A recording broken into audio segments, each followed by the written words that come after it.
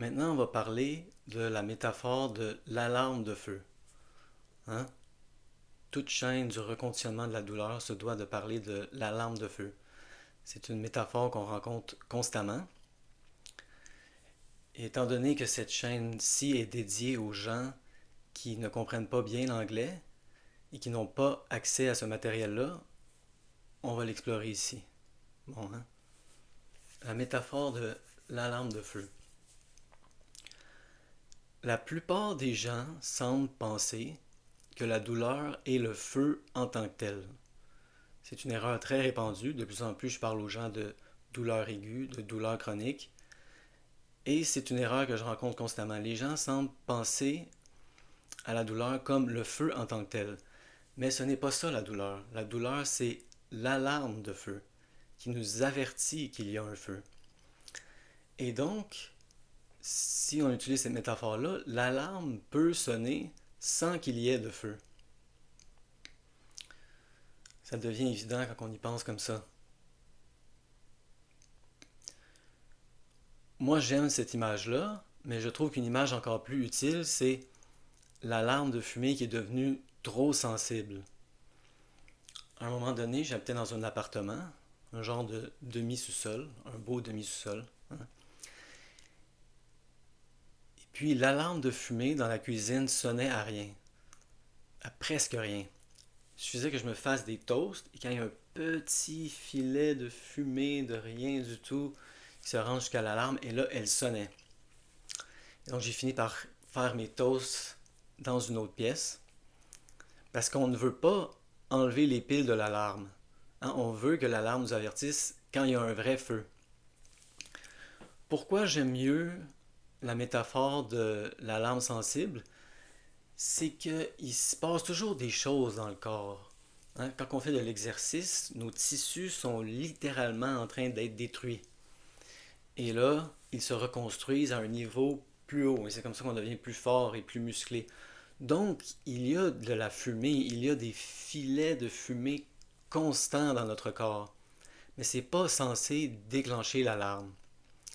Et la bonne nouvelle, c'est que le système de la douleur dans notre corps n'est pas une alarme de feu. C'est-à-dire qui est soit ouverte ou soit fermée. Hein? Soit qu'elle fonctionne, soit qu'on enlève les piles. Il y a une roulette pour ajuster la sensibilité. Et si on s'entraîne, si on commence à progresser dans le reconditionnement de la douleur, on peut apprendre à notre alarme à ne plus sonner pour des simples filets de fumée. On peut lui apprendre à sonner juste quand il y a un vrai feu. Hein? On ajuste la roulette. Avertis-moi juste quand il y a un vrai feu. Parce que sinon, ça devient absurde. Mais en effet, l'alarme peut sonner pour rien. Comment est-ce que l'alarme en est arrivée là? Ça, c'est des questions complexes et il y a des chemins différents pour chacun. Il y a pu justement y avoir un vrai feu à un moment donné, hein, où on peut utiliser aussi l'image d'une alarme de cambriolage.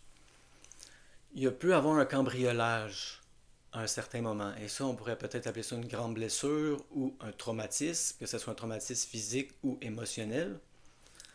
Il n'y a pas grande différence. Et là, l'alarme est devenue très sensible et très peureuse. Et elle se met à sonner pour tout et pour rien. Et là, ça devient complètement inutile, une alarme qui sonne constamment. On ne sait jamais quand c'est un vrai feu. Qu'est-ce qui entretient l'alarme dans ce mode-là? Nos émotions et nos pensées surtout.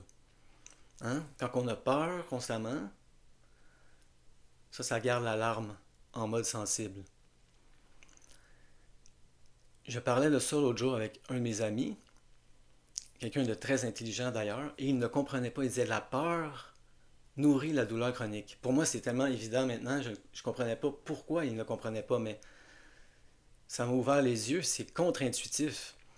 Moi, quand j'ai réalisé que c'était le cas, c'était parce que j'avais une de mes douleurs qui était tellement intense, mon aine gauche, que je ressentais en temps réel l'influence de mes pensées sur une de mes douleurs. Avant, le lien était plutôt indirect. Hein, c'était difficile de vraiment faire ce lien-là direct entre mes pensées et les douleurs. Mais à un moment donné dans ma vie, j'ai tellement eu mal à l'aine gauche, je sentais l'influence directe de mes pensées sur la douleur. Et c'est là que j'ai commencé à avoir une intuition que c'était, j'utilisais pas ce mot-là, mais que c'était peut-être neuroplastique. Donc c'est vraiment nos émotions, beaucoup nos pensées aussi qui gardent l'alarme en mode sensibilité. Hein? Comment on pense? Est-ce qu'on est toujours en train d'aller à la catastrophe, toujours en train de ruminer, toujours en train de dire ah, je vais jamais guérir, je vais jamais réussir à éliminer la douleur chronique?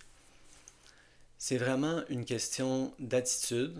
Il faut changer notre attitude, il faut devenir positif et dire oui, j'ai une influence sur la sensibilité de l'alarme et je peux revenir à un mode où l'alarme ne m'avertit que lorsqu'il y a un vrai incendie.